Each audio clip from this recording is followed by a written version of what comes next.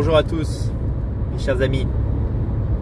Il a fallu que je trouve en moi du courage avant de faire cette vidéo que certains attendent depuis plusieurs semaines, depuis que j'ai annoncé sur Telegram et sur Twitter le retour de mon cancer sous une forme plus grave, récidive à distance, pulmonaire en l'occurrence, de mon cancer colorectal. Alors, comme vous le voyez, je suis en train de rouler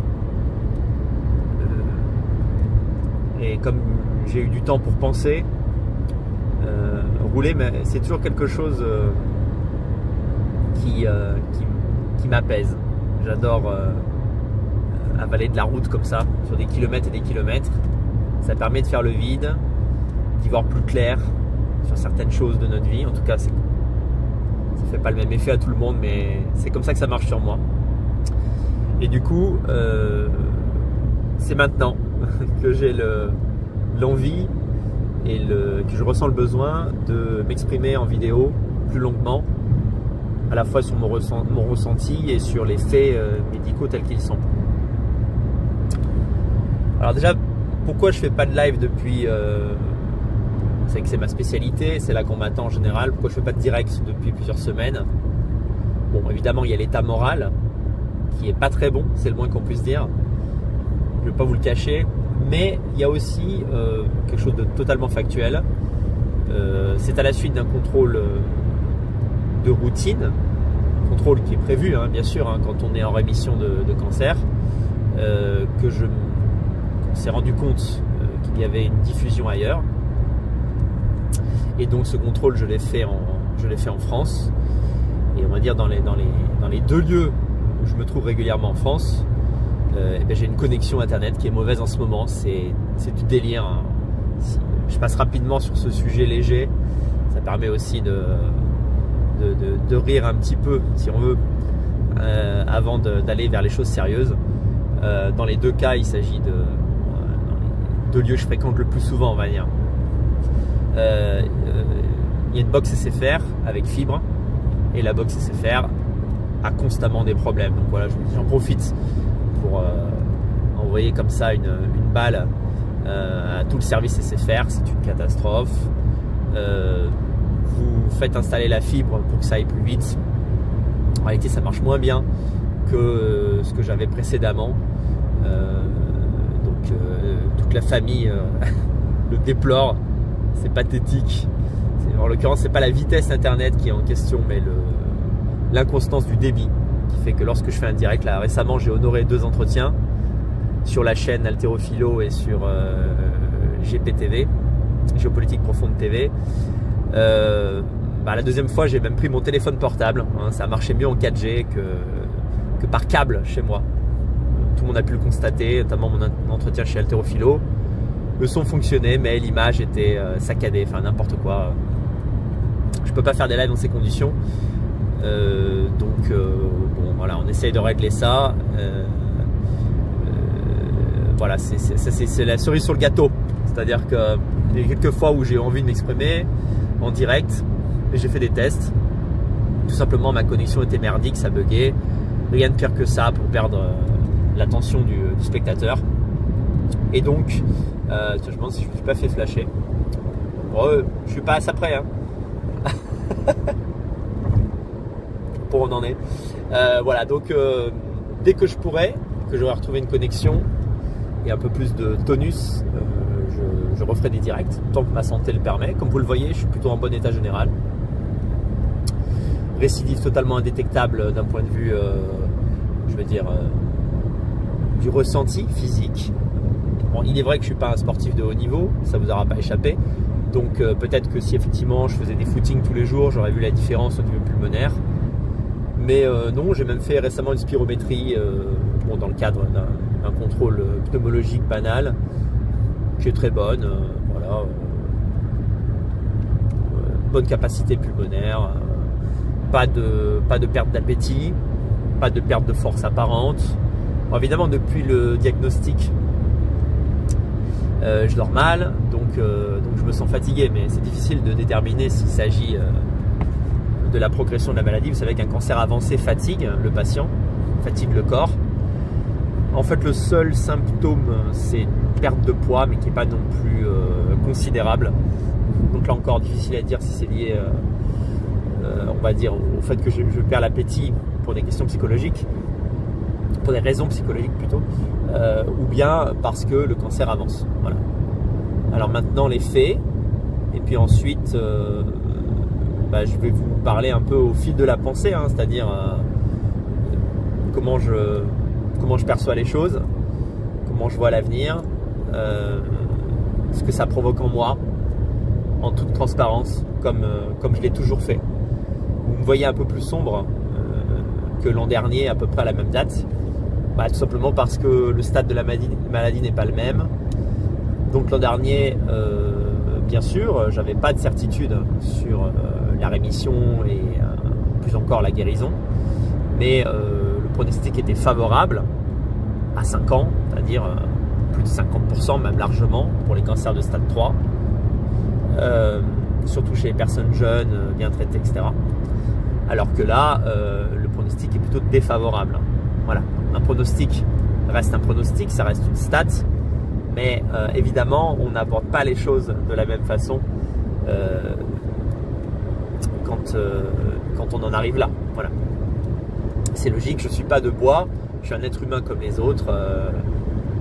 J'aimerais réagir, on va dire, avec la confiance, même la foi des gens qui se sentent protégés comme ça, nés sous une bonne étoile, ou tout simplement le réflexe, position de surhomme affirmée, en disant je vais y arriver, j'en suis sûr à 100%, et surtout je vais assumer psychologiquement la chose, peu importe l'issue. Pour l'instant j'en suis pas là, en toute franchise, pour l'instant j'en suis à encaisser le choc. Je vais d'ailleurs mettre cette vidéo dans la playlist cancer. J'avais fait 2 vidéos sur cette chaîne pour parler de mon cancer, de mes traitements, de ma rémission provisoire. Et bien j'ajouterai cette 3e vidéo, ça permet aussi aux personnes qui un jour auront à en passer par là, ou qui ont des proches qui en passent par là, et bien aussi de voir par quel état psychologique le patient passe, si on veut. C'est pas très joli à dire, ça fait voilà, je préfère ne pas mentir là-dessus, tout en sachant que rien ne change aussi rapidement que des croyances mentales. D'ailleurs, même en ce moment, il y a des jours où je me sens bien, confiant, des jours où je me sens pas confiant du tout. Ça dépend un petit peu des fois où je consulte les statistiques officielles, les articles de médecine officiels, et les fois, on va dire, où je fais plus confiance à mon âme, et on va dire quand je crois en mon destin. Alors voilà, en février, on m'a déclaré en rémission. J'ai eu entre-temps un contrôle, mais qui était une échographie. Donc l'échographie n'a rien montré en juin dernier. Et en fait, au premier scan de post, on va dire, traitement, et bien directement, voilà, des métastases au poumon. Pas une, pas deux, mais plusieurs, petites pour le moment, mais réparties sur les 2 poumons, dont les 2 plus grosses font 1 cm. Suite à cela, donc ça c'est un scan thoracique qui a révélé ça, le cancer colorectal, en particulier mon cancer, c'est un cancer du rectum, a tendance justement à métastaser en premier lieu au poumon. Donc évidemment, quand on voit des nodules comme ça apparaître, on pense tout de suite à des métastases. Les examens suivants ont tendance à le confirmer. Quand je dis tendance, c'est qu'on est sûr à 99,9999% que ce sont des métastases, mais il n'y a pas eu de biopsie du tissu métastatique, parce que on va dire les nodules qui sont les plus gros et potentiellement sur lesquels on peut faire des biopsies ne sont pas facilement accessibles. Donc les différents médecins à qui je me suis adressé m'ont dit non, là, à part s'il y a progression, on ne le souhaite pas, c'est pas évident. Enfin, sous forme métastatique, il y a forcément des progressions à un moment ou à un autre. Mais je veux dire, pour l'instant, ceux sur lesquels on pourrait faire des biopsies ne sont pas accessibles facilement, il pourrait y avoir des complications post-op, et les autres, donc ceux qui sont périphériques, sont trop petits, et il y a de bonnes chances qu'ils disparaissent avec les traitements que je vais faire. Bon, mais les propriétés radiologiques, l'apparition comme ça au poumon de plusieurs nodules, fait pencher la balance vers les métastases. Ensuite, j'ai fait, donc après le scan thoracique, j'ai fait ce qu'on appelle un TAP, un scan thoraco-abdominopelvien. On a respiré un tout petit peu parce qu'on a vu qu'il n'y avait pas de métastase ailleurs pour l'instant. Il n'y a pas de métastase au foie, il n'y a pas de métastase, il n'y a pas de récidive locale dans le côlon, le rectum. Rien n'a été vu sur les os pour l'instant. En fait, la seule zone que je n'ai pas encore explorée, c'est le cerveau, mais je vais le faire bientôt avec une IRM. Mais bon, j'ai pas de signes neurologiques, c'est pas impossible, mais c'est plutôt improbable. Donc, a priori, on part sur des métastases qui sont concentrées dans le poumon. Ça ne veut pas du tout dire que c'est mieux qu'un cancer généralisé, c'est une évidence. Mais donc, oui, les stades sont un petit peu meilleurs quand on va dire, on commence le traitement avec des métastases confinées dans un seul organe. Mais si vous voulez, le problème, c'est que d'abord, elles ne sont pas immédiatement opérables, ces métastases, parce que il y en a plusieurs. Alors, pourquoi? C'est pas tellement une question de taille, comme je vous ai dit pour l'instant, on les chope alors qu'elles ne sont pas énormes. Et il n'y en a pas non plus 40, hein. Il y en a, parce que j'ai compris, une dizaine, dont 5 qui font plus de 5 mm. Voilà, et 5 ou 6. Mais on ne peut pas les couper, ce qui est le meilleur moyen en fait de se débarrasser de métastases ou faire de la radiofréquence, parce que justement, précisément, il y a du tissu cancéreux qui est réparti sur les deux poumons. Donc il faut d'abord, c'est pas impossible que je bénéficie d'une résection, mais pas dans l'immédiat. D'abord, il faut essayer de faire reculer, il faut d'abord contrôler la maladie, je dirais, sur un plan systémique, global, faire reculer les métastases, les faire maigrir si on veut, voir si cette... attendez, je vais payer, parce que là, j'étais sur l'autoroute. Oui, ça sonne, j'ai bien compris. Ah, petite pause, profitez-en pour faire un petit pipi si vous voulez, 30 secondes, le temps que je paye. Tac, ici. Hop là, ensuite là. Et c'est parti. Voilà. Ah, elle va peut-être être longue cette vidéo. Quoique je vous ai dit déjà pas mal de choses, en tout cas sur le plan médical. Allez, c'est parti. Donc déjà, déception.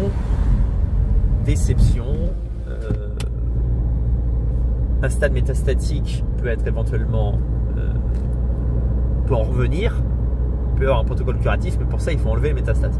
Donc le meilleur espoir que j'ai, c'est que, non pas de tenir, parce que ça j'y crois, tenir le plus longtemps possible, mais d'entrer en rémission, serait de pouvoir couper le maximum de métastases, et pour ça il faut que le traitement que je vais suivre fonctionne bien et fasse régresser suffisamment les nodules. Suite à cela, peut-être certains seront opérables, le plus on en enlève, le mieux c'est, mais c'est un calcul, voilà, que font les médecins. Voilà, il y a plusieurs écoles. Dans le cas, on va dire, d'une maladie où des nodules naissent souvent, on a tendance à préférer contrôler la maladie par des chimios et par des thérapies ciblées. Parce que si vous voulez, il faut, exactement comme une tumeur en fait, hein, il faut enlever aussi un peu de tissu sain pour être certain que la métastase ne repousse pas. Et donc pour enlever du tissu sain, il faut être sûr que le tissu qui environne, on va dire, la métastase, le nodule suspect, est sain. Et quand, comme chez quelqu'un comme moi, vous avez des points métastatiques, même de 1, 2 ou 3 mm dans la plupart des lobes, en haut, en bas, à gauche, à droite, c'est pas prudent, c'est pas recommandé. Voilà. Donc pas impossible, mais pas probable pour l'instant, pas possible pour l'instant. Voilà. Alors autre chose. Voilà, commençons par les points positifs. Mon état général est bon pour commencer le traitement, donc je peux suivre plusieurs lignes de traitement a priori, en tout cas Je pars avec le capital santé qui est quasiment le meilleur. Comme je l'ai dit, les métastases sont concentrées dans le poumon, donc il n'y a pas plusieurs lieux à attaquer en même temps. Il y a une charge tumorale qui est concentrée là, a priori. C'est les points positifs. Alors j'ai vu plusieurs oncologues. Je ne vous cache pas que j'ai pris plusieurs avis, vu la gravité de la situation. Certains disent que le fait que j'ai très bien réagi à la première chimio est un bon marqueur. Voilà, ça avait très bien régressé lors de la première chimiothérapie. D'autres disent qu'au stade métastatique, ça n'a plus d'importance et on va dire précisément les cellules qui ont survécu sont les plus fortes. Donc c'est pas prédictif de ce que sera la suite. Mais en tout cas, mon corps avait bien réagi à la chimio. J'avais quelques neuropathies, mais par rapport à d'autres patients qui en souffrent beaucoup, qui sont obligés d'arrêter parce qu'ils ont des neuropathies fortes, voilà, ou parce que ils ont des nausées horribles, etc. Bon, moi j'avais quand même plutôt bien supporté la chose. Ça, je crois que c'est il n'y a plus la tumeur primaire. C'est aussi, il y a des patients qui sont au stade 4 et qui ont toujours leur tumeur primaire. Donc en fait, ça fait deux problèmes à régler. Voilà, c'est une surface tumorale plus importante. Donc ça, c'est des points, on va dire, ma jeunesse également, des points plutôt à mon avantage. Maintenant, les problèmes. Le premier, c'est que c'est quelque chose qu'il faut que je dise. On est dans le médical pur. Désolé si on n'est pas dans l'esprit de ma chaîne habituelle, mais enfin bon, vu que c'est ce qui m'arrive, je suis bien obligé de détailler. Pas mal de gens m'envoient des messages de soutien, d'espoir en me disant regarde, telle ou telle personne, ça fait 5, 7, 10 ans, même plus, qu'elle vit avec des métastases. Et les gens le font, non seulement de bonne foi, mais avec bienveillance, avec espoir, avec confiance, parce que au fond ils se disent Dany ne peut pas nous quitter, etc. Et c'est aussi c'est très difficile d'envisager sa propre disparition. Mais en fait, ce qui n'est pas pris en compte, c'est que chaque cancer est différent, bien sûr. Chaque cancer a même au sein d'une même famille de cancers, les cancers colorectaux, il y a différentes mutations. Je vais vous dire d'ailleurs quelle mutation j'ai, puisqu'on a réussi à la déterminer. Et puis, il y a métastase et métastase. C'est-à-dire que pas mal de gens m'ont renvoyé à une chaîne qui s'appelle Cancer Thérapie. Le mec qui la tient s'appelle Guy Tenenbaum, c'est un mec assez sympathique. J'avais déjà regardé ses vidéos l'an dernier lors de mes premiers traitements, quand j'étais au stade 3. J'ai rien contre le bonhomme. C'est quelqu'un qui vit depuis des années avec un cancer de la prostate stade 4. Alors, on le voit un peu décliné, mais aussi du fait de son âge, c'est une personne âgée.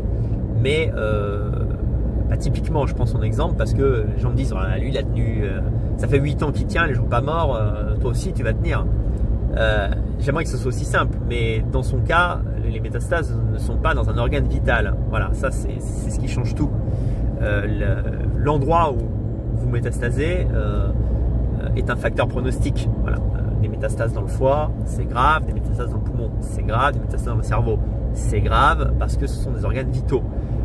Les métastases, c'est toujours grave, mais je veux dire, on peut faire une échelle de gravité si vous voulez. Et je pense à son cas, il y a des métastases dans le dos ou dans la hanche.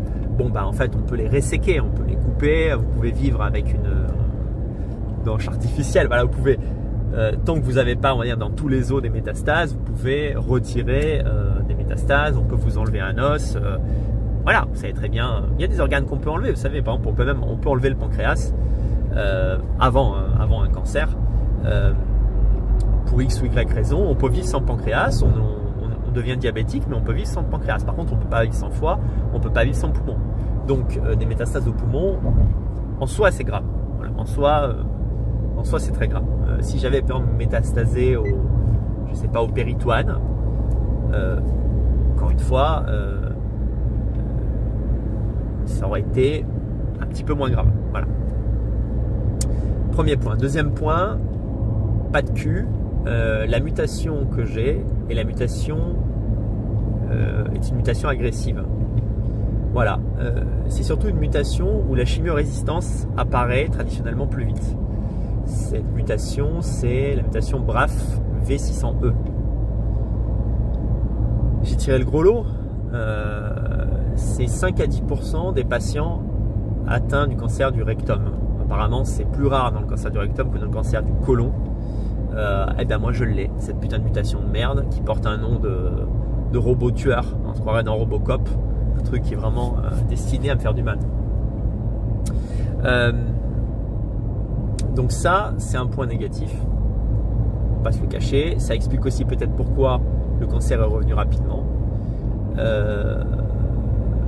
À la question de savoir pourquoi dès que vous faites la biopsie initiale, il ne cherche pas la molécule, il ne cherche pas la mutation, parce qu'en fait elle est dispo dès les biopsies que vous faites lors de la coloscopie. En fait on peut faire cet examen approfondi, mais on ne le fait que lorsque vous passez au stade 4. Personnellement je trouve ça regrettable, parce que si vous le savez à l'avance, tout simplement vous attendez bien plus la récidive, vous êtes plus précautionneux. Par exemple, tout simplement, même si les recommandations sont les 2 premières années un scanner tous les 6 mois, j'aurais fait un scanner tous les 3 mois, tout simplement. Voilà, ça c'est avec des si, comme on dit.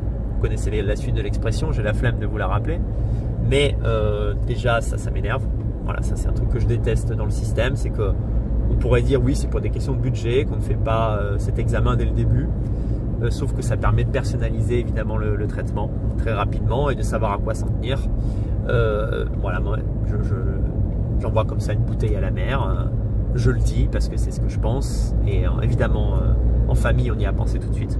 Pourquoi ne pas proposer aux patients de payer pour cet examen? Voilà, tout simplement de dire, voilà, il y a cet examen qui permet de savoir en cas de passage, en cas de récidive à distance et donc de métastase, de savoir quelle mutation vous avez. Vous pouvez la faire dès maintenant. Je l'aurais su il y a 1 an, ça aurait changé mon rapport à la maladie, évidemment. Non pas que je ne l'ai pas pris au sérieux, évidemment, j'ai pris mon cancer au sérieux. Il faut arrêter les gens qui disent voilà, en fait les gens de loin ils pensent tout savoir, ils pensent de mon côté décontracté en vidéo, ils tirent des conclusions incroyables, comme si en fait j'avais pris ça par-dessus la jambe. Non, pas du tout, je n'étais pas au courant que ça existait, voilà, tout simplement. Je ne savais pas qu'on pouvait, quand vous êtes au stade 3, vous vous renseignez sur le stade 3, je n'étais pas au courant qu'on pouvait connaître le nom de la mutation, voilà, à ce moment-là, déjà regrettable. Donc ça c'est pas très bon. Qu'est-ce qui n'est pas très bon non plus? Le fait que ce soit revenu vite n'est pas, encore une fois, ce sont des, je veux pas, c'est marrant comme je ménage mon public. Je ne me ménage pas moi-même, tous les soirs je cherche des solutions, des essais en cours, des choses comme ça. Et évidemment quand vous cherchez ça, vous tombez sans le chercher, vous tombez sur des statistiques. C'est horrible parce que quand les statistiques sont de moins de 50%, en fait vous vous voyez mort tout simplement. Vous vous dites bon ok, c'est pour moi quoi. Ça y est, c'est bon, dans 1 an je suis plus là, dans 5 ans je suis plus là, dans 2 ans je suis plus là. Évidemment, à choisir, vous préféreriez 5 ans, mais dans tous les cas, en fait, en gros, vous voyez la mort où que vous regardiez. Mais qu'est-ce que je disais? Donc oui, c'est un facteur pronostic parmi d'autres. Il y a aussi la réponse au traitement, il y a aussi votre état de santé général, votre âge, l'arrivée de nouveaux traitements. D'ailleurs, je vais vous en parler tout de suite. Ça suffit pas à conclure, en gros, que c'est flingué. Mais c'est pas très bon. C'est pas très bon que le cancer soit revenu vite. Voilà, quand ça revient chez un patient, ça peut même revenir après la période de 5 ans. Quand pendant 5 ans il n'y a pas eu de récidive, vous êtes en ce qu'on appelle en rémission longue, et on estime que vous avez moins de risques de rechuter. Mais ça peut arriver. Sauf que quand ça arrive au bout de 5 ans, en fait, ça a tendance à signifier que la biologie, on va dire, des cellules cancéreuses est indolente. Et que vous avez le temps de retraiter à nouveau. En tout cas, vous avez du temps. Voilà, vous avez plus de temps. Alors que là, en fait, on compte à partir du dernier traitement oncologique systémique, c'est-à-dire la dernière chimio. La dernière radiochimio, c'était il y a un peu moins d'1 an. Et là, on se retrouve avec des métastases. Donc ça, c'est pas bon. Pas très bon. Je crois que c'est à peu près tout pour ce qui est de se flinguer le moral. Petite chance, bon point, c'est qu'il y a un nouveau standard pour traiter mon cancer au stade où il en est, avec cette mutation. C'est un standard qui vient c'est un protocole qui vient des États-Unis, qui a été validé en phase 3 et qui a de meilleurs résultats. Voilà, de meilleurs résultats de survie à 5 ans, hein, on parle toujours de ça, et même à 10.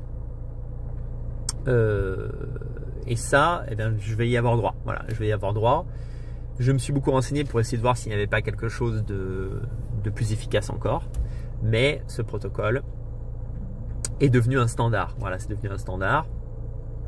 Et il est arrivé en France seulement il y a quelques mois. Donc vous voyez, si j'avais récidivé, ne serait-ce qu'il y a 1 an, j'aurais pas eu les mêmes chances d'être traité au mieux. Donc vous voyez, il faut toujours essayer de voir la lumière, même au fond du gouffre. Et ce traitement contient 2 thérapies ciblées et une chimiothérapie. Et donc je vais commencer ça assez rapidement. Écoutez, ça c'est pour le volet médical. Je vous tiendrai au courant. Alors oui, alors qu'est-ce que ça implique, un stade métastatique? C'est que, en fait, l'objectif, c'est de tenir la distance jusqu'à trouver des traitements qui puissent soit stopper la progression de la maladie. Ça arrive, hein. Dans certains cancers, je connais une personne notamment qui avait un sarcome très agressif, il se reconnaîtra d'ailleurs certainement, il va voir cette vidéo. Il m'a envoyé un message pour me donner du courage. Il m'a dit voilà, on m'avait dit que j'étais foutu. Carrément, il était en soins palliatifs, donc là, son état général était très mauvais. Et puis, une thérapie ciblée hyper efficace est arrivée des États-Unis, comme ça, comme par miracle, un miracle scientifique. Et ça n'a pas enlevé son cancer totalement, mais ça l'a stabilisé. Voilà, et c'est au fond actuellement mon meilleur espoir. Voilà, c'est stabiliser au maximum la maladie. Sachant que, vous le savez bien, ça on peut le mettre aussi dans le point positif. On n'est pas en 1990, on n'est pas en 1970. On est dans une période où on vit un début d'âge d'or des traitements anti-cancer. Et toute la question est de savoir, c'est un suspense dont je me serais largement passé dans ma vie, mais très très largement. Toute la question est de savoir si ma maladie va évoluer plus vite que la science. Voilà, tout est là. Tout est là. Et évidemment, c'est une question que vous essayez de poser du bout des lèvres aux médecins. Mais c'est une question, et vous comprenez très vite qu'en fait, dans ces phases-là de la maladie, c'est pas que les médecins ne savent pas ce qu'ils font, mais ils ne sont pas certains, ils n'ont aucune certitude à vous offrir. Voilà. Ils vous disent, il y a des patients chez qui, en fait, c'est l'incertitude la plus totale. Il y a des patients chez qui la première ligne de traitement fonctionne très bien, ça fait bien reculer les métastases. Après, pendant plusieurs mois, elles ne bougent pas. Celles qui ont disparu ne reviennent pas. Certes, elles ne reviennent jamais parfois. C'est rare, mais ça arrive qu'elles ne reviennent pas. Et puis, il y a des patients chez qui le traitement ne fait pas grand-chose. C'est-à-dire juste ça fige les métastases. Donc, autrement dit, dès qu'il n'y a plus de traitement, elles repartent de plus belle. Et puis, il y en a chez qui ça progresse, même sous le traitement. Alors là, c'est le... Waouh. Et donc, forcément, vous sortez de la consultation, vous dites, bah ouais, ça va être pour moi. Je veux dire, ça va être pour moi. Je vais être le mec ou je vais être la meuf chez qui ça va progresser, même sous traitement. Comment ne pas y penser? Enfin, je veux dire, à partir du moment où les médecins sont incapables de... Quand vous avez affaire à des médecins confiants, vous êtes confiant.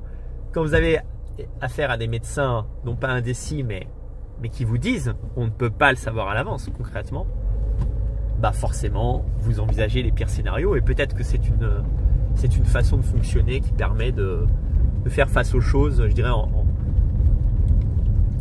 les considérant à l'avance, en se disant bon allez, imaginons que dans quelques mois ça empire, imaginons que mon état se détériore, imaginons qu'aucun traitement ne fonctionne. Évidemment, si le premier traitement ne fonctionne pas, il y a d'autres propositions, il y a d'autres lignes de traitement, mais c'est mieux si le premier fonctionne. Je crois que sur le volet médical, j'ai à peu près tout dit, si ce n'est que je sais que je suis suivi par des milliers de gens et qui ont des profils très variés. Et donc concernant le traitement qu'on appelle l'induction, bon, je vais suivre ce standard. Il y a des essais cliniques à l'étranger qui sont faits sur des personnes qui ont le même type de cancer que moi avec la même mutation en première ligne de traitement, mais ce sont des essais de phase 1 ou phase 2, donc ce sont des essais qui n'ont pas encore montré leur efficacité. Autrement dit, il y a une prise de risque. Alors que le protocole que je vais suivre est un protocole qui a démontré, qui a fait ses preuves. Voilà. Donc là, c'est, on va dire, pour les choix de chimio et de thérapie ciblée. En revanche, pour moi, l'avenir de la... Enfin, pour moi, comme si j'étais médecin tout à coup. Mais pour me renseigner un petit peu sur les avancées médicales, ça m'a toujours intéressé, y compris quand j'étais pas malade. L'avenir de la cancérologie, ce sont les traitements individualisés et en fait ce qu'on appelle les vaccins personnalisés. Et là, pour le coup, même les personnes anti-vax de nature peuvent être intéressées, en généralement anti-vax. Faut bien comprendre de quoi on parle. Ici, en fait, on parle d'une autre façon d'envisager le traitement contre le cancer. La chimiothérapie, la radiothérapie se donne pour but de tuer, quand c'est possible, les cellules cancéreuses. Et malheureusement, les métastases, c'est très difficile de les tuer. Ça serait si les patients ne mourraient pas, si des chimios suffisaient à tuer les métastases. Alors que l'immunothérapie et les vaccins personnalisés et les vaccins tout court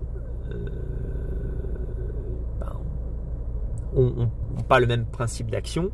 L'idée, c'est de réveiller le système immunitaire, parce que pourquoi en fait chez des personnes comme moi, eh bien, un cancer se développe? Eh bien, parce que mon système immunitaire ne reconnaît pas les cellules cancéreuses comme ce qu'elles sont, c'est-à-dire des ennemis qui cherchent en fait à tuer, qui cherchent à survivre, elles, ce qui en fait entraîne le décès du patient petit à petit. Donc, il y a beaucoup de gens qui m'ont dit, Daniel, tu devrais essayer l'immunothérapie. Je voudrais bien, mais je peux point, parce que dans le cadre du cancer colorectal, vous avez des propriétés biologiques, et soit vous avez celles qui vous permettent, je ne rentre pas dans les détails, mais ceux qui s'y connaissent, ceux qui sont dans le monde médical le sauront, voilà, si vous avez une instabilité des microsatellites, vous pouvez bénéficier de l'immunothérapie, c'est-à-dire que l'immunothérapie va marcher chez vous, et si vous n'avez pas cette instabilité, l'immunothérapie ne va pas fonctionner chez vous. Donc évidemment, je ne l'ai pas. Je n'ai pas cette chance. Donc dans mon cas, il n'y a pas d'immunothérapie pour l'instant. En revanche, il y a beaucoup de centres à travers le monde qui font des tentatives, qui essayent de créer des nouvelles immunothérapies correspondant à chaque mutation. Alors dans le cancer colorectal, il y a les mutations RAS, les mutations CRAS, les mutations BRAF. Bon, moi j'ai la mutation BRAF. Voilà, donc encore une fois, pour la deuxième fois de la vidéo, je lance cette bouteille à la mer. Si une personne qui m'écoute travaille dans un labo, connaît un médecin, qui connaît un médecin, je suis ouvert à toute possibilité d'essai, parce que pour le coup, c'est quelque chose qui peut être fait en parallèle, évidemment, de mon traitement de chimiothérapie. Des essais de vaccins à visée thérapeutique, à visée même curative, évidemment. Enfin, je sais que je demande la lune, mais écoutez, il faut y croire. Voilà, donc je sais que partout à travers l'Europe, moi-même je cherche. Pour l'instant, je n'ai pas trouvé d'essais qui vont dans ce sens. Donc là, je ne parle pas de différents protocoles de chimiothérapie, je parle vraiment d'essais immunothérapiques et de vaccins correspondant à mon stade, un stade métastatique avec une mutation BRAF. Voilà, si vous entendez parler d'un type d'essai comme ça, vous pouvez participer à cette veille. J'essaie d'impliquer comme ça tout mon public. Vous entendez parler de protocoles comme celui-là. Déjà, même si ces essais existent, après il faut être pris, bien sûr. Mais bon, qui ne tente rien n'a rien. Et on ne sait jamais, la vie ça fonctionne par réseau aussi. C'est malheureux à dire, mais c'est comme ça. Parfois, vous connaissez la bonne personne qui vous met sur le bon traitement au bon moment avant les autres. Voilà, c'est comme ça. Donc le message est lancé. En particulier, voilà, moi je suis vraiment très intéressé par qui ne le serait pas, mais certains ne sont pas forcément au courant. Voilà, je pense à une société, je pense qu'il y a des sociétés qui font déjà des vaccins, on va dire, qui ont pour projet d'individualiser les vaccins, un vaccin pour un patient. Et des essais de phase 1, phase 2 sont très concluants, notamment dans le cas des cancers, des mélanomes et des cancers de la tête et du cou. Et sur les cancers colorectaux, avec certaines mutations, c'est aussi très prometteur. Il y a des essais en cours. Alors la mienne, a priori, en tout cas moi, j'ai pas trouvé, mais ça peut arriver en 2026, ça peut arriver en 2027. Et si je suis toujours d'attaque à ce moment-là, je serai non seulement ravi, mais je ferai en sorte d'essayer d'entrer dans ces essais médicaux. Voilà. Mais je m'aperçois que j'ai fait 35 minutes de vidéo, je ne vais toujours pas parler de mon état moral. Je vais finalement passer vite dessus parce que je pense que vous pouvez l'imaginer. Déjà, il y a une chose, c'est que j'ai un regret. Et ça, c'est dur à gérer, un regret, quand il peut avoir des implications sur le reste de votre vie. Après l'opération, en fait, il n'y avait plus de cancer. La tumeur a été retirée. Plus de cellules cancéreuses visibles sur le cancer. Pas de cellules cancéreuses dans les ganglions. Et donc, en fait, mon statut, c'était TRG, en régression complète. Et cette régression complète a poussé les médecins qui me suivaient à l'époque à ne pas faire de chimio adjuvante, c'est-à-dire après l'opération. Alors c'est vrai que j'avais eu des neuropathies, mais comme tous les patients pratiquement, hein. Donc en fait c'est des fourmis dans les mains et les pieds. Ça c'est un des produits, c'est l'oxaliplatine qui crée ça. Donc ma première chimio m'avait créé ce problème-là, mais qui était en train de se résorber, d'ailleurs que j'ai plus du tout maintenant, quasiment. Et en fait, alors que mon cancer initialement était assez gros, 6-7 cm à peu près, et qu'il avait été reclassé en plus T4A après une IRM de contrôle, c'est sûr, c'est facile à dire après, hein, mais je me poserais toujours la question maintenant, est-ce qu'il serait revenu, est-ce qu'il serait revenu si vite si j'avais fait cette chimio, que je n'ai pas refusé, hein, mais simplement qu'on m'a déprogrammé en quelque sorte. C'est même pas en quelque sorte, concrètement, on m'a dit c'est pas nécessaire. Les mots employés ont été pas de bénéfice thérapeutique, hein, pas de bénéfice thérapeutique, on se retrouve 7 mois après, et puis finalement récidive à distance. Et je vous avoue que celle-là je l'ai pas vu venir. Voilà, moi je craignais la récidive locale parce que j'ai déjà l'opération qui a permis de se débarrasser de la première tumeur était assez mutilante déjà. Donc j'étais en fait tout simplement voilà, je vous parle de ça parce que ça fait partie aussi de mon état moral actuel. Un jour j'ai la rage contre moi, un jour j'ai la rage contre les docteurs qui ont pris cette décision. Et puis le jour suivant je me dis de toute façon c'est fait, il faut bien aller de l'avant. J'oscille voilà, entre ces différents moments de psychiques. Mais à quelle conclusion je suis arrivé? 3. La première, c'est que c'est la vie, c'est ainsi. Elle n'a pas été faite, On ne saura jamais à quel point ça va ou ça aura changé quelque chose. Deuxièmement, pendant 2 semaines, je me suis dit mais pourquoi j'ai pas insisté tout au long, tout au long de l'année dernière, j'ai demandé des avis à chaque étape du traitement. J'ai utilisé la plateforme Deuxième Avis j'ai même cherché à obtenir une radiothérapie qui était tout aussi fonctionnelle mais moins irradiante. J'ai demandé des avis ailleurs sur le protocole que j'ai suivi, qui était le bon protocole. Et puis, à partir du moment où on m'a déclaré en rémission, j'ai baissé la garde. Voilà, tout simplement, j'ai arrêté de réfléchir. Donc finalement, le moment où il aurait fallu que je demande le plus ardemment un deuxième avis quant à cette chimio adjuvante qui m'a pas été faite, qui n'a pas été proposée, eh bien c'est le moment précisément où j'en ai pas demandé. Voilà, c'est aussi con que ça. Alors je vous dis, c'est début septembre, j'ai su que j'avais ces métastases. Et tout de suite, j'ai pensé à ça, bien sûr. Et avant même de considérer, on va dire, les implications, la crainte, hein, tout simplement, la crainte de la mort, hein, comment le formuler autrement, eh bien, j'ai eu 2-3 semaines de colère. Une colère dont vous n'avez pas idée.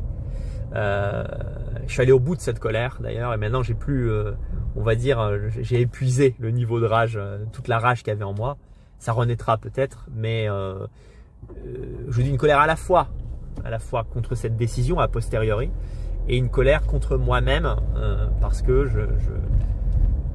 je me suis dit, tu n'as pas mis un prix assez haut à ta vie à ce moment-là. Mais je vous dis, j'ai eu 3 conclusions. La première, c'est qu'on ne peut pas revenir en arrière. C'est un des drames de l'existence, malheureusement. J'imagine que les parents de Lola, enfin sa mère, puisque son père maintenant est mort aussi, mais la mère de Lola, la petite Lola qui a été assassinée par une OQTF algérienne. Vous allez me dire quel rapport, mais c'est pour vous dire, je suppose que chaque jour, ils doivent se dire, mais pourquoi on ne l'a pas ramené de l'école, nous pourquoi on a fait confiance à la vie, finalement pourquoi on a fait ci, pourquoi on a fait ça. Ben, pas de pourquoi. En tout cas, pas de réponse à cette question. Le deuxième point, c'est que j'ai fini par me demi-pardonner en me disant que, tout simplement, je n'étais pas moi-même. En fait, j'ai subi presque 1 an de traitement lourd, une chimiothérapie FOLFIRINOX, qui est une chimiothérapie qui est dure à supporter, même si je vous ai dit tout à l'heure que je l'ai plutôt bien encaissé, parce que moi j'ai un estomac assez solide. Quand vous avez un estomac assez solide, vous avez moins de nausées que les autres. Voilà, mes autres organes en fait en dehors du côlon fonctionnaient bien. Donc je voyais par rapport aux autres personnes qui étaient à côté de moi en chimio que je le tolérais relativement bien, mais c'était quand même horrible. Voilà. Et là, l'idée que je reparte en chimio là dans quelques jours m'horrifie. Mais j'ai pas le choix. Ensuite, il y a la radiothérapie, moins d'effets secondaires, mais enfin quand même c'est assez contraignant. En plus, les radiothérapies, c'est peu connu, mais les radiothérapies peuvent induire des cancers quelques années plus tard, mais bon, ça on peut pas y couper. Vous faites une radiothérapie pour échapper à votre premier cancer, vous vous dites pas bon ça va me créer un cancer dans 10 ans. Vous faites ce que vous pouvez pour vous sauver là maintenant. Ensuite, l'opération, je m'étais exprimé là-dessus.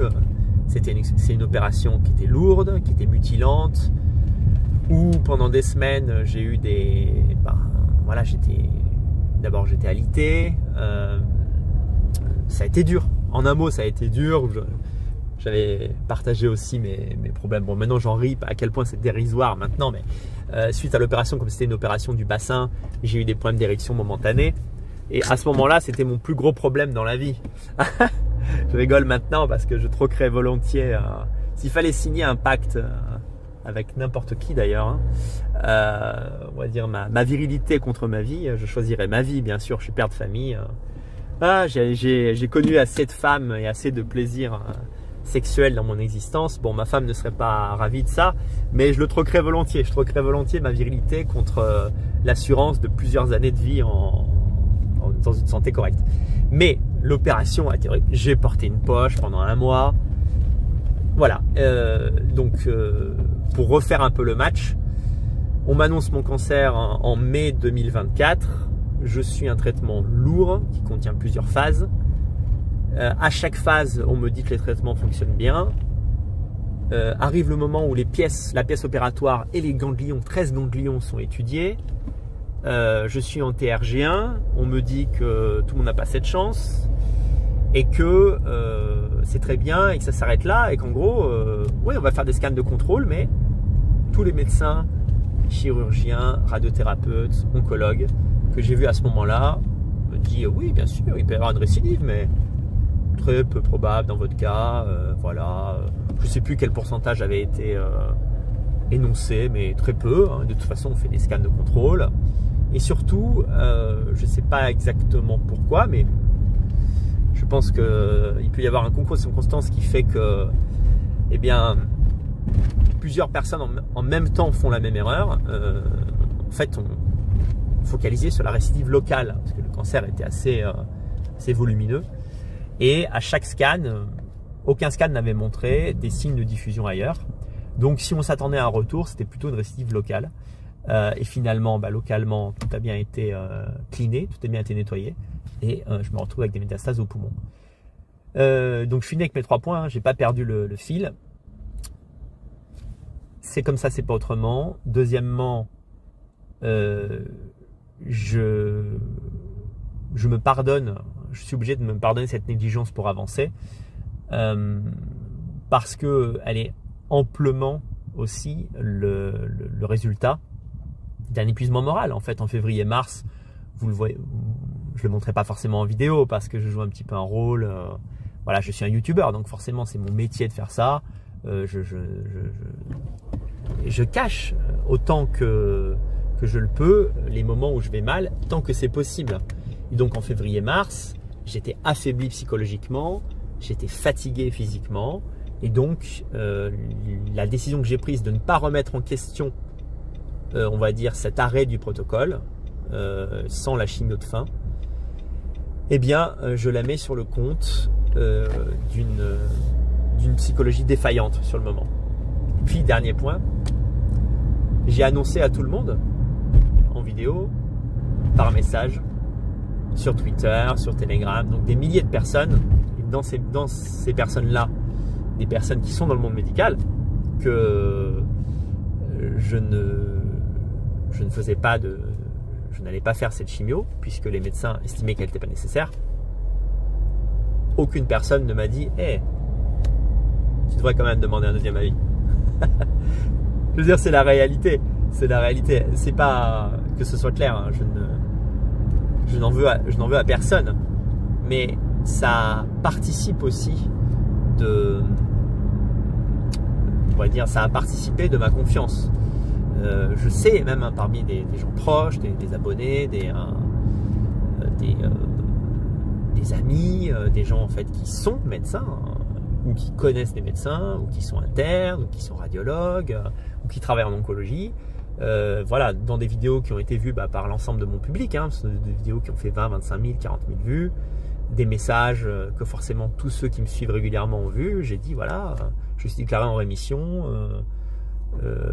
la chimio de clôture ne m'a pas été proposée, voilà, on estime qu'elle n'est pas nécessaire. Il aurait suffi d'une personne, hein. Alors peut-être que je suis passé à côté d'un mail, mais il me semble pas. Il aurait suffi d'une personne qui me mette le doute en disant attention quand même, ne te crois pas attiré d'affaires si facilement. Peut-être tu devrais essayer de voir ailleurs. Peut-être que les gens se sont dit Daniel a tout fait. Je veux dire, il s'est occupé de son cas forcément mieux que nous. Mais vous voyez, voilà les trois raisons qui expliquent pourquoi je n'ai pas à ce moment-là on va dire de la maladie et de la rémission cherché à comprendre. Voilà, je me suis vu guéri trop tôt, en un mot. Je me suis vu guéri trop tôt. On clôt ce moment-là de la vidéo. Je tenais à le dire une fois parce que j'avais ça sur le cœur, il fallait que ça sorte. Maintenant, il est hors de question de ressasser ça constamment parce que, encore une fois, ce qui compte, c'est mon avenir et mon avenir immédiat. Et maintenant, je vais terminer sur le moral. Très longue vidéo, hein, vous voyez. Pas la plus déconnante, pas la plus agréable à suivre certainement pour vous. Mais écoutez, je suis dans cet état, donc je préfère aller au bout, on va dire, de mon ressenti. Eh bien, je suis passé par une phase, donc j'ai appris ça la première semaine de septembre, et j'ai atteint un pic je le dis, voilà, là pour le coup, c'est pas pour attirer la compassion ou pour vous inquiéter outre mesure, c'est vraiment pour montrer à quel point il est difficile de recevoir un tel diagnostic. C'est que pendant 15 jours, ça a été l'horreur. Mes nuits étaient horribles. Je me réveillais avec des crises d'angoisse toutes les heures ou tous les 2 heures. Tout se mélange en fait. Tout se mélange. Alors vous vous dites, encore une fois, est-ce que j'ai... Puis même vous remontez plus en amont parce qu'après, une fois que vous replongez dans la maladie, vous revenez aux origines et vous vous dites mais merde, pourquoi j'ai pas consulté plus tôt, dès le premier saignement, j'ai perdu 3, 4, 5 mois, peut-être que c'est ça que je paie aujourd'hui, donc vous remontez à ça. Après vous vous dites est-ce que les traitements vont marcher, après est-ce que vous dites est-ce que je suis la personne chanceuse qui aura droit à la thérapie ciblée qui vient de je sais pas quel pays, je sais pas quel groupe de scientifiques et qui le sauve, ou est-ce que finalement je vais être dans les stats majoritaires et je vais plus être là. Mais ça, à la limite, je veux dire, c'est un élément parmi d'autres. La vie humaine n'est pas éternel, malheureusement, et donc on sait qu'on va tous y passer un jour. Mais vous vous dites quand, et vous ne savez pas. Il y a des cancers incurables, par exemple, où on sait que les gens ont entre 12 et 16 mois, etc. Là, vous ne savez pas, vous êtes dans le doute. Ensuite, vous vous dites, est-ce que je vais souffrir? Est-ce que je vais être en mesure de continuer mon activité? Est-ce que je vais pouvoir toujours être un bon père? Quelle image je vais donner à mes enfants? Serais-je digne? Serais-je digne? Aurais-je du bol? Serais-je digne?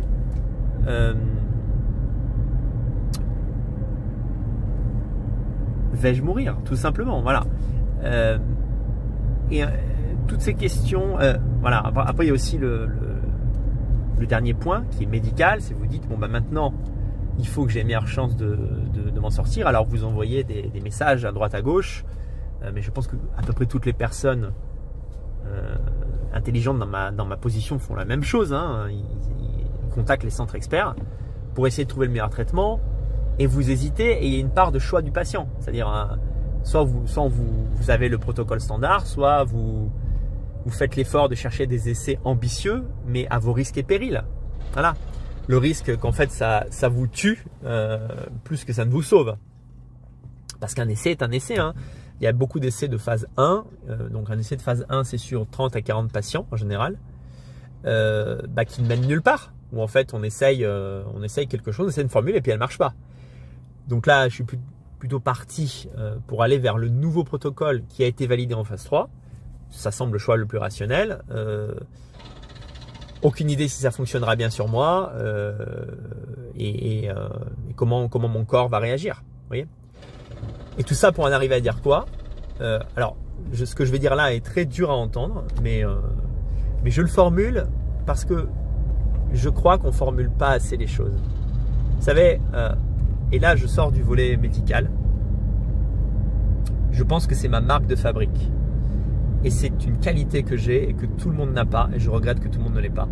Je partage les choses, je partage les bons plans, je partage quand je les ai, je partage les peines. Voilà, j'ai été un des premiers à vous dire, voilà, vous vous sentez mal en France, dans un pays qui est trop multiculturel, allez en Europe de l'Est. Qui vous disait ça il y a 10 ans? Personne ne vous le disait. Je veux dire, c'est pas, je m'en fous, j'en suis plus à me glorifier. Franchement, maintenant, je suis au-dessus de tout ça, vu ce qui m'arrive. Mais je veux dire, c'est juste pour vous donner un exemple.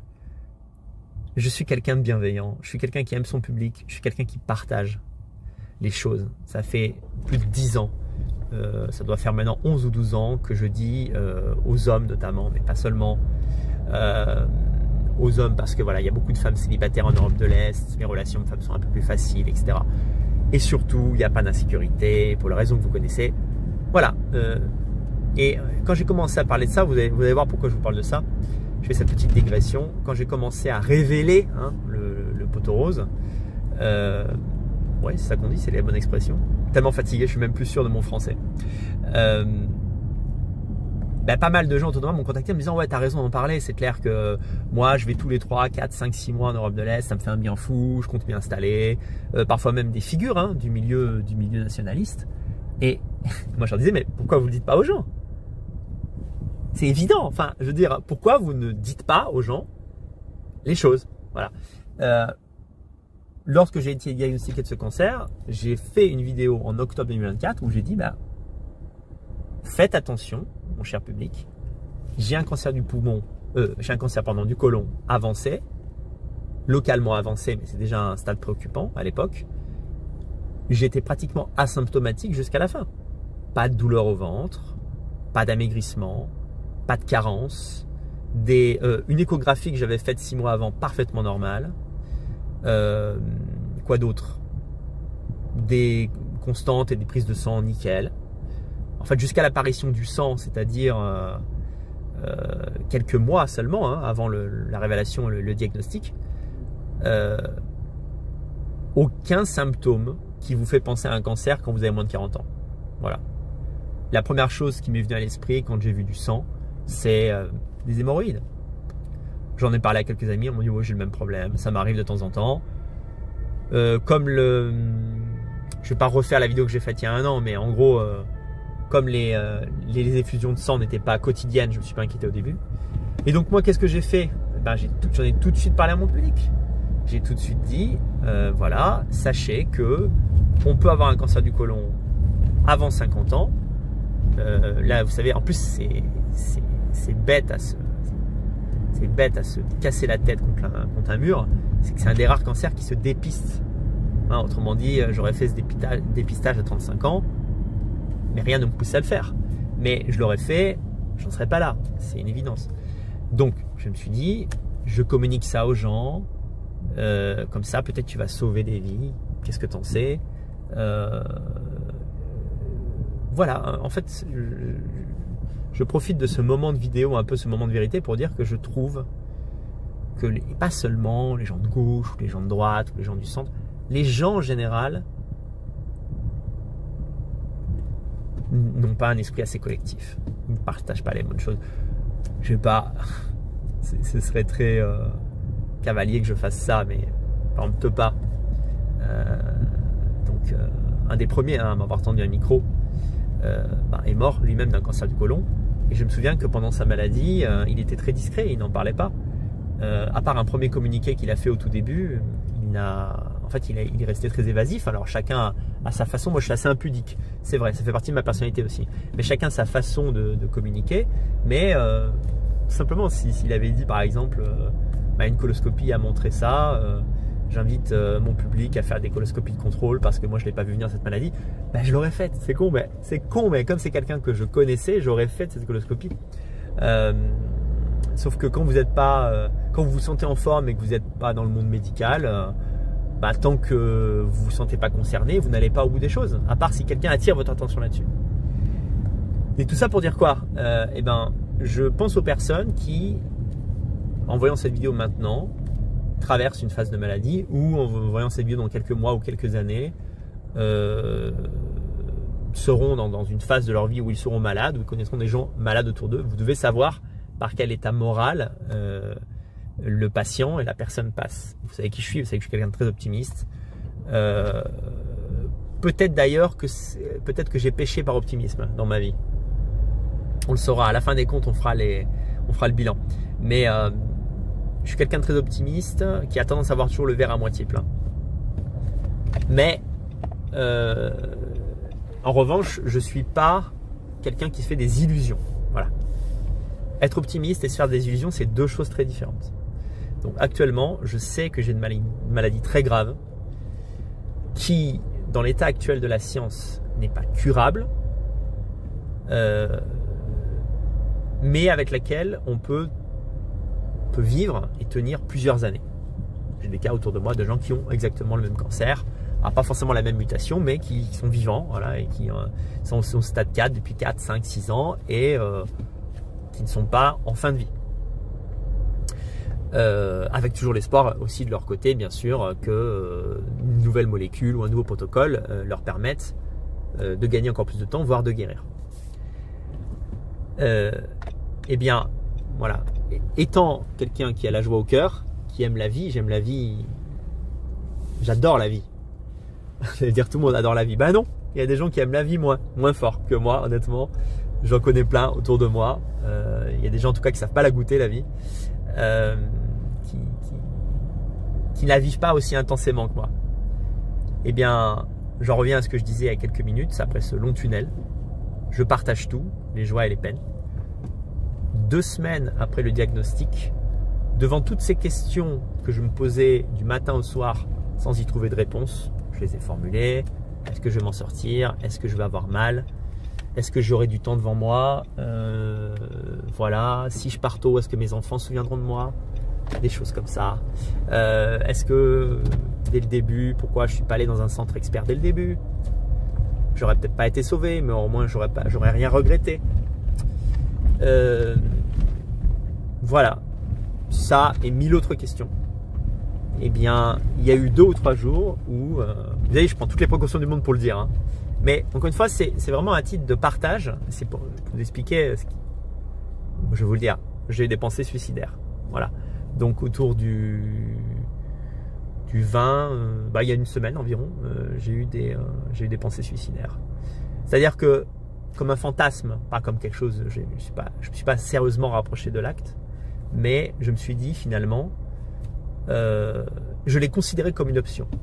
C'était tellement, vous savez, un peu comme les personnes qui sont en dépression profonde, chronique, il y a un moment elles se disent en fait je suis tellement malheureux, en gros, la quantité de malheur est telle que je n'arrive plus à la supporter.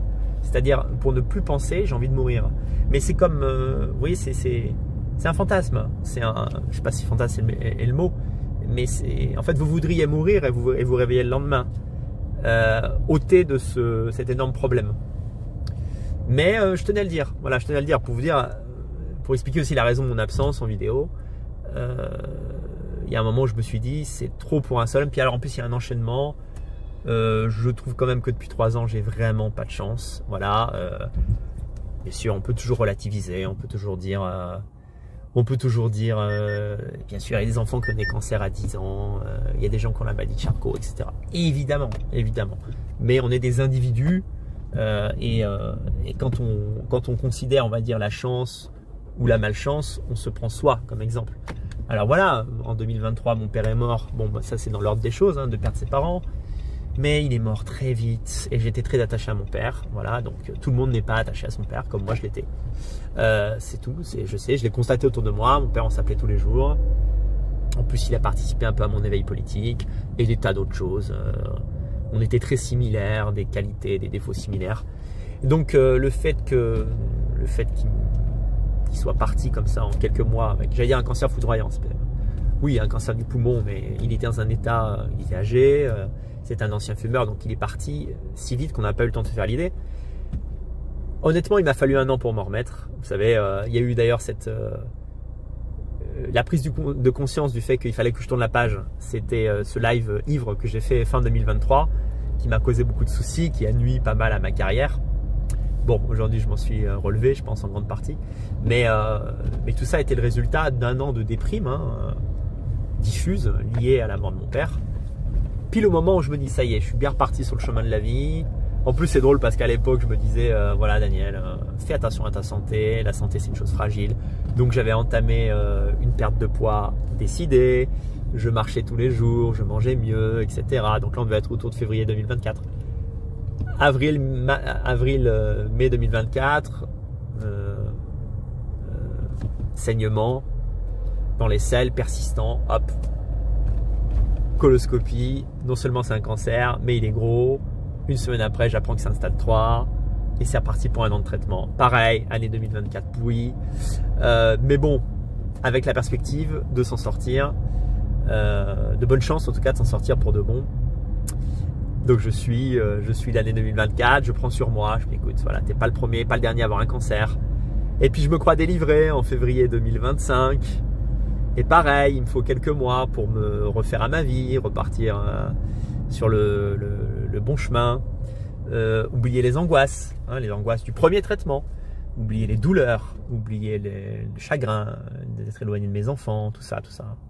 Et exactement au moment où je me disais, je suis bien là, enfin la vie me sourit. Oh bordel. Je commence à être relayé par des gens qui autrefois n'osaient pas le faire parce que les pensées politiques évoluent. Donc ça va plutôt dans mon sens. Ce que j'avais d'ailleurs prédit. Il y a 10-15 ans, j'ai dit j'ai juste de l'avance, les gens viendront sur ma ligne. Et pas le contraire, c'est pas moi qui irai vers le souverainisme.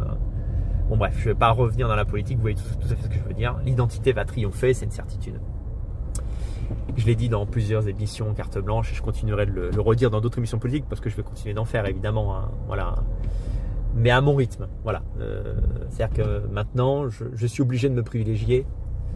C'est juste du bon sens. Je veux dire, si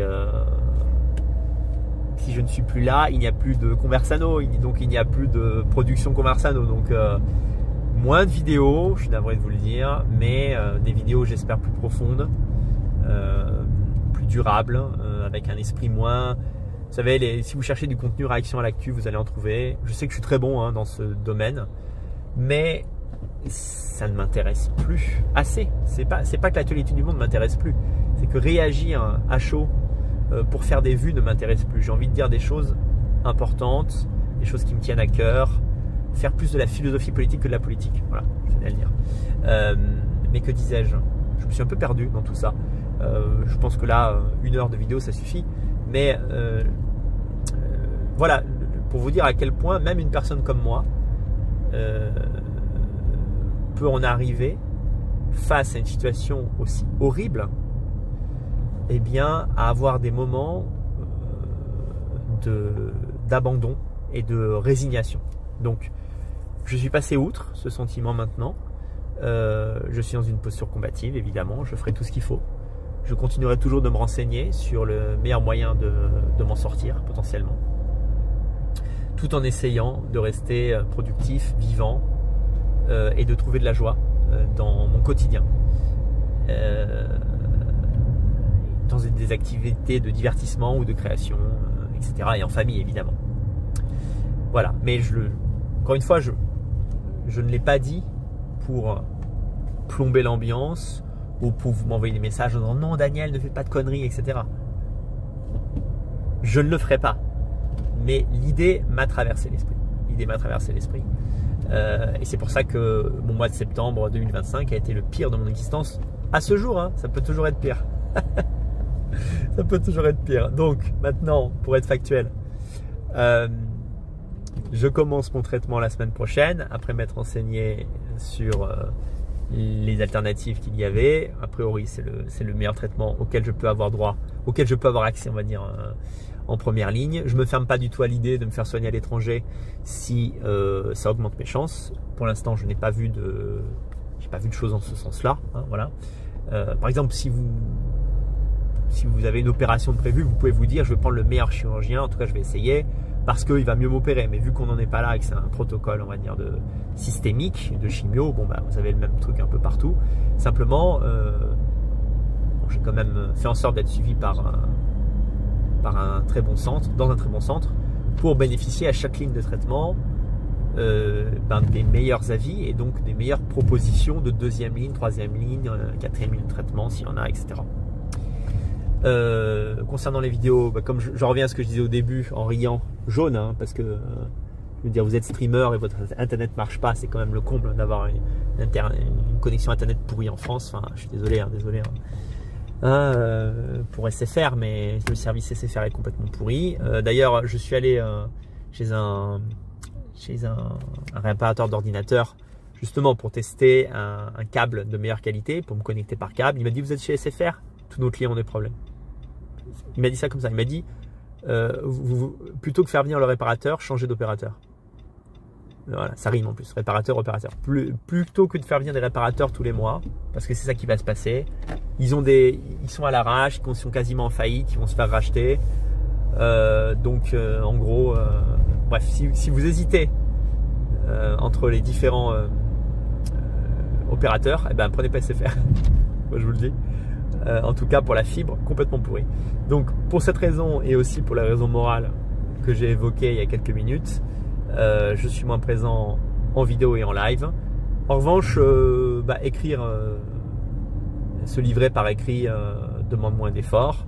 Donc, je suis toujours assez actif sur Telegram. Si je vous manque en vidéo, ayez le réflexe de me suivre sur X, @DaniConversano, DA2NY Conversano, tout attaché. Si je dis pas de bêtises, je vous mettrai le lien en description de la vidéo. Et sur Telegram, t.me/Daniel Conversano, vous commencez à connaître l'adresse par cœur. Pas mal de gens m'ont dit est-ce qu'on peut t'aider financièrement notamment. Je considère ces choses-là, mais pas tout de suite. D'accord ? D'abord, je suis focalisé, on va dire, une fois que j'aurai bien commencé le traitement et que je me serai assuré que je ne peux pas, on va dire, bénéficier entrer dans un essai clinique qui augmente mes chances, etc. C'est en fait, en gros, je suis focus santé à 100%. Une fois que ça se sera passé, on pourra parler des aides diverses et variées que vous pouvez me fournir. En attendant, ce que vous pouvez faire, c'est continuer d'acheter des livres sur ma boutique. Hein. Voilà, j'ai moins le temps de les promouvoir, mais ils existent toujours. danielconversano.com/boutique. Voilà, il y a des options. Le site vive-europe.com pour faire des dons. Vive-europe-du-6, hein. Europe.com, oui c'est ça. Le tiret du milieu, le tiret central. Bref, je vous mets le lien en description de la vidéo. Vous pouvez, bien sûr, ça me fait plaisir, ça m'aide. J'ai envie de penser à tout en ce moment sauf à l'argent. Mais pour ce qui est d'une campagne, j'ai plus tard. si je trouve la ressource en moi mentale, je vais peut-être même mener une aventure vidéo avec vous, mais il faut d'abord que je vois à quel point en fait ces traitements qui sont nouveaux pour moi, cette thérapie ciblée, je ne sais pas si mon corps va, en fait, je sais pas à quel point ça va me fatiguer. Et en fait, quand vous êtes à ce stade, vous avez assez souvent des scanners, et le résultat des scanners a évidemment une implication sur votre, une application, une conséquence sur votre état psychologique, bien sûr, qui lui-même ensuite vous fait ou non, vous donne ou non l'envie de faire des vidéos. J'y suis arrivé.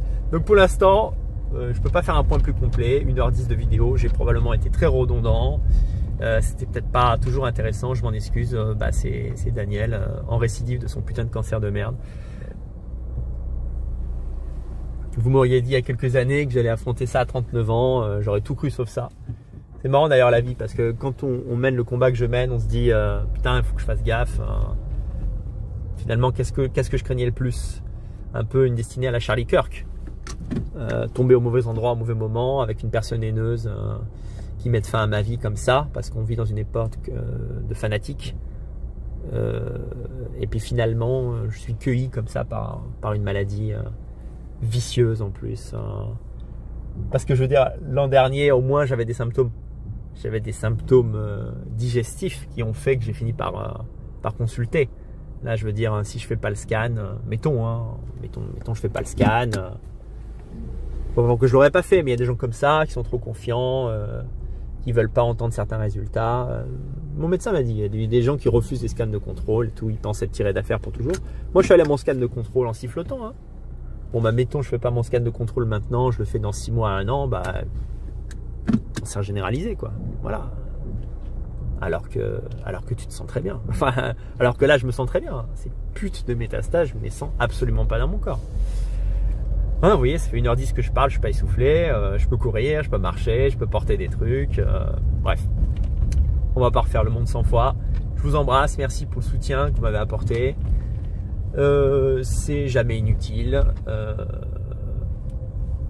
Bon, parfois il y a un peu de maladresse, c'est-à-dire parfois les gens vous parlent avec un ton très solennel, très respectueux, voire admiratif, mais ils vous parlent comme s'ils étaient déjà morts. Alors faites gaffe, parce que ça, c'est pas très agréable. C'est-à-dire que pour que j'y croie, mais il faut que vous y croyez aussi, d'accord? On aura le temps pour ça, vous savez, on aura le temps pour ça plus tard peut-être. Mais je sais que ça part pas d'une mauvaise intention. Mais faites gaffe, voilà. Faites attention. Avant d'envoyer un message de soutien, assurez-vous qu'ils soutiennent vraiment, plus qu'ils ne plombent le moral. Voilà, merci à tous, ciao ciao. Vous pouvez diffuser cette vidéo partout évidemment. Rien à cacher les amis. Ciao ciao, salut, à bientôt.